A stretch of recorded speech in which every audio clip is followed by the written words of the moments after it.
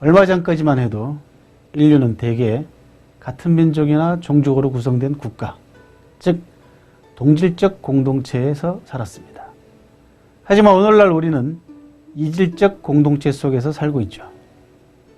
최근 세계는 민족과 국가의 경계가 사라지고 종족과 국경을 초월하여 서로 섞이고 교류하면서 살게 되었습니다.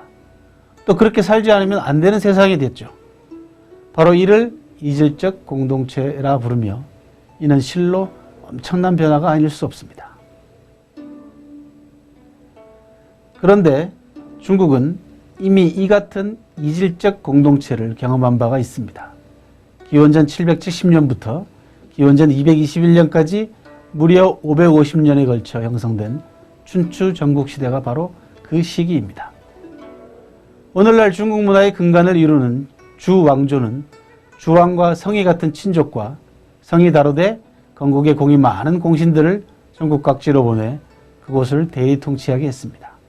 이것이 바로 봉건제도죠.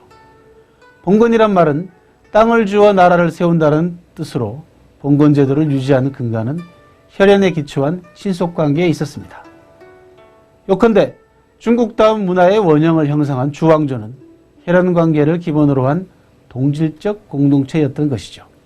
하지만 시간이 흐르면서 혈연적 관계가 옅어지고 주변 이민족과의 갈등으로 주왕실의 권위가 약해집니다. 주왕실의 권위가 무너지자 실력 있는 각지의 제국들이 권력을 행사하기 시작했다.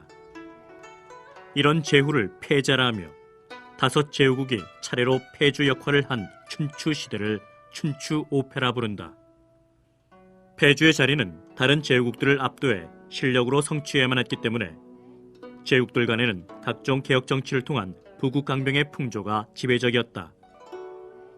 이렇게 해서 중국 역사상 가장 활발한 개혁의 시대가 시작된 것이다.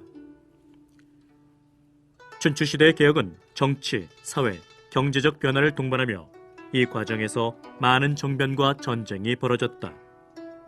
뿐만 아니라 신분과 계층의 변화 이동도 활발하게 진행됐다.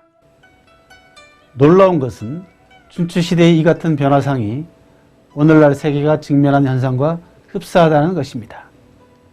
특히 신분은 물론 민족, 종족, 국적, 국경을 초월한 다양한 인재의 이동과 부국강병을 향한 각국의 개혁은 춘추시대 개혁에 앞장선 제후국들의 모습을 방불케 하죠. 춘추시대는 중국사 최초로 현재와 같은 이질적 공동체로의 전환을 경험한 시기인 것입니다. 춘추시대는 기존의 질서가 무너지면서 새로운 가치관이 형성되고 그에 맞춰 새로운 계층이 부상하면서 인간의 가치가 극대화됐던 시대입니다. 또한 기회의 시대이자 인재 쟁탈전이 본격화된 시대이기도 했죠. 이러한 격변의 시대를 통찰하기 위해 사회 각 방면에서는 새로운 리더십이 요구됐다. 일명 다원화된 글로벌 리더십의 개념이 태동한 것이라 할 수 있겠다.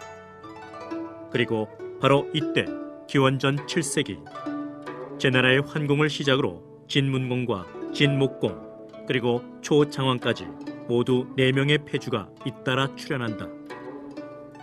춘추 4인방은 새롭게 변해가는 시대상에 맞춰 자국을 개혁하면서 주왕실이 건재던 시대와는 전혀 다른 새로운 형태의 정치 문화에 따라 리더십을 발휘한다.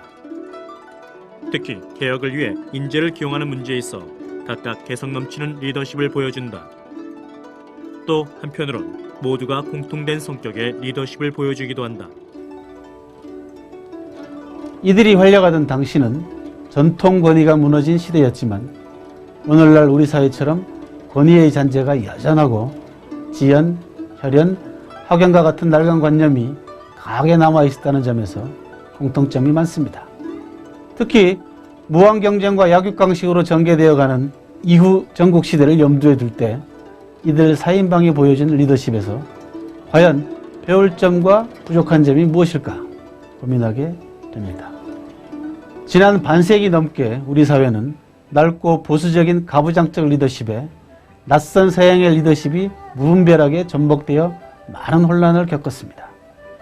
여기에 독재 시대를 통해 왜곡된 리더와 리더십을 경험해 왔습니다. 하지만 이제 춘추시대 4인방의 리더십을 통해 새로운 리더십 창출을 위한 영감을 얻어볼까 합니다. 중국 역사 속 리더십의 가장 큰 장점은 비교적 긴 역사를 통해 축적된 풍부한 경험을 바탕에 두고 있다는 점입니다. 여기에 다양한 사례까지 남아있어 리더십의 문제를 한결 생동감 넘치게 하죠. 이런 전통적 자산과 서양 문화를 접하며 닦여진 민주적 리더십의 요소를 잘 조화시킨다면 또 다른 차원의 리더십이 창출되지 않을까요?